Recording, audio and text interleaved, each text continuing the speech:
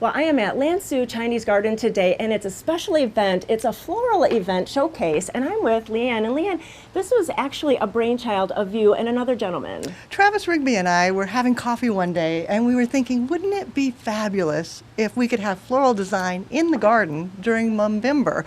And so we started brainstorming and came up to Glenn and said, couldn't we please do designs? And here we are, 2 years in, doing fabulous designs in the garden. Oh, it's true. And so this is the second year. So what would we see if we came here today or tomorrow? You know, it's going to be quite interesting. There are 25 designers that are coming in from all over the Pacific Northwest. We've got several different states as well as British Columbia coming in, and they're all exhibiting gorgeous, gorgeous arrangements, all featuring the chrysanthemum. So why should people come out this weekend to see the flowers? Definitely you want to come this weekend because you get to vote for the People's Choice. It's a big prize and one designer will win. So you want to stop by Saturday or Sunday before 4 o'clock because at 4:30 we're going to announce who wins the People's Choice. And I see that you are making this beautiful creation while we're talking, so I know that you're a professional because I couldn't do this and talk at the same time. Well, it's kind of interesting. What I'm doing is just fastening it with an armature of barked wire so I can hold it in place. And then it's just fresh water. There's no foam, there's no wire in the vase. It's just fresh water. And then secured with the barked wire and then cutting it, adding more down in the accent area. This is the type of design that's so much fun. You can go out in your garden, gather whatever flowers. Hopefully it's a chrysanthemum, but you can gather anything and then just setting it down in. You can see it's quickly beautiful. Then of course you want to forage. And Glenn, if you could hand me, we've got some Nandina Look there, at that. heavenly bamboo. Isn't that gorgeous? That is perfect. And we were foraging in the garden, but don't tell anybody. You're not supposed to do that. We won't see that, no. But if you've got that, tucking it into the design, just makes it look fabulous and so easy. Something you can do if your flowers have already gone because of frost. True. Stop at your florist, grab some Of course. chrysanthemums, and then you can still go out and forage, get fresh foliages. Now in the Chinese design, oftentimes we do vignettes, and you can see how Sure, I've elevated other on a pieces. tray and then set it with my favorite ceramic ball. I love this guy. And then a second vase over here that I can just go ahead and add another bloom. In fact, Glenn, do you want to set this one in there? Just kind of removing the leaves and tucking it down in.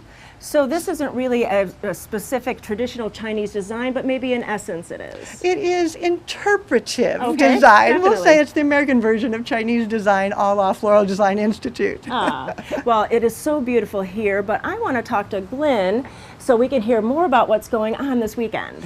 So this weekend kicks off our Mumvember show, which is going to feature not only this fabulous floral design show, Ninth Moon, but it's also going to feature about 600 potted chrysanthemums throughout the garden. They are so beautiful. They're so varied. I mean, we've got every color, every floral shape and size, and you just get to see the great diversity that's in this one particular flower. You can't imagine, I mean, from the little tiny button ones to those huge, I call them football mums, but there is so many different ones in that family. There are, and the Chinese have been growing this plant for over 2,000 years. Wow. So we've finally got about every kind you could imagine under the sun as a result. And now, is there symbolism for the Chinese culture about the chrysanthemum? Yeah, for a long time, poets and painters have used the chrysanthemum because it's a symbol of longevity.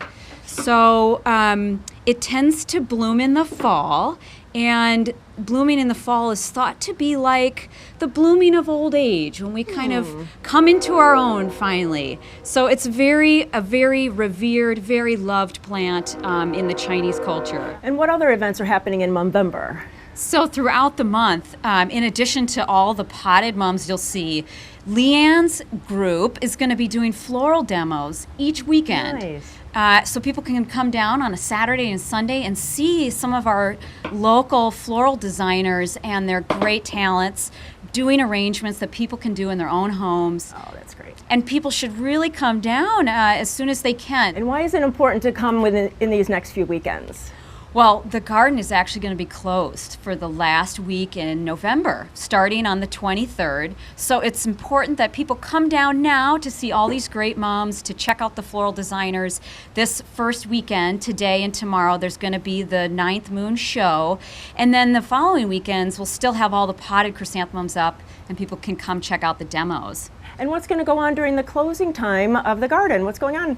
Well, we are 15 years old, and our pond liner has kind of reached the end of its lifespan.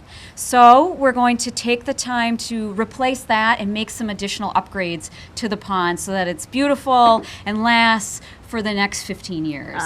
Well, you know, you've heard it here. You have to come down this weekend. You know, even if it's raining, the floral displays will be undercover. And if you can't make it this weekend, come before the end of the month, before the renovation begins. If you have any other questions or to even see what the update is on the garden, go to gardentime.tv. We'll click you over to Lan Su's website. Thanks so much and have a beautiful show.